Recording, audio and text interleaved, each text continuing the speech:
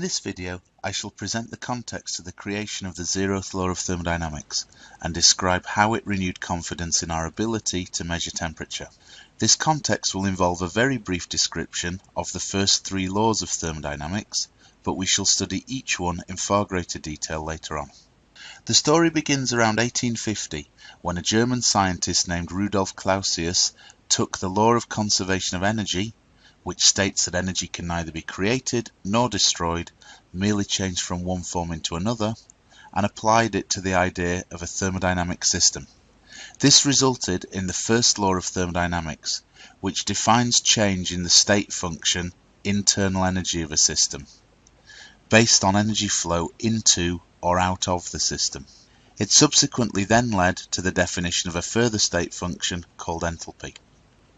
Following on from initial work by Sadie Carnot on heat engines in 1824, Clausius, again around 1850, began to consider the direction in which processes occur spontaneously.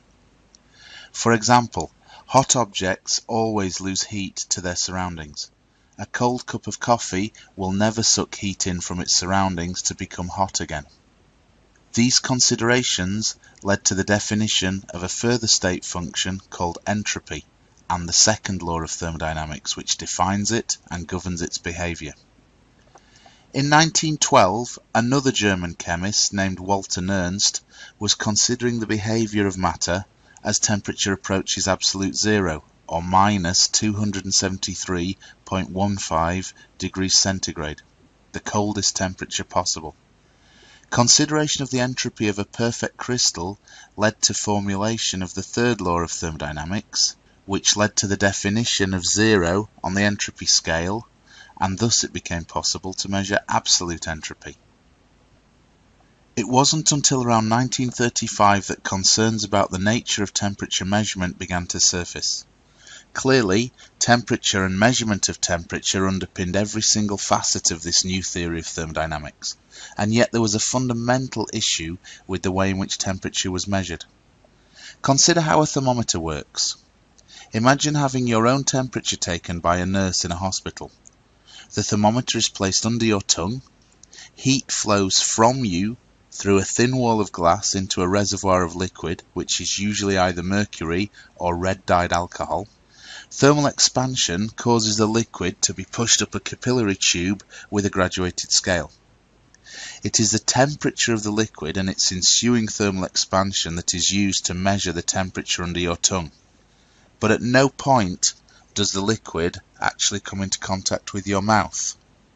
This quandary led to the formal statement of a new law of thermodynamics. When two objects are separately in thermodynamic equilibrium with a third object, then they are in thermodynamic equilibrium with each other. Whenever two objects are in contact with one another, energy will flow between them until they reach a state of thermodynamic equilibrium. Upon reaching this state, we say that the two objects are at the same temperature. So in other words, this new law of thermodynamics states that when two objects are separately at the same temperature as a third object, they are at the same temperature as each other. In terms of the thermometer, the two objects are your mouth and the mercury or alcohol, and the third object is the glass. Put another way, once the mercury or alcohol level stops moving, the liquid, the glass, and your mouth are all in thermodynamic equilibrium with each other, and are all considered to be at the same temperature. Now this might seem kind of obvious to you, and indeed this is probably why no one had really thought to state this law formally any earlier. However, because temperature is such an important concept, central to the entirety of thermodynamics, this new law was deemed so important that it required a name that would precede the first three. Consequently, it was coined the zeroth law of thermodynamics. Okay, so now we have a solid basis for the measurement of temperature. In the next lecture, we shall consider the first law of thermodynamics and the concepts of internal energy and enthalpy.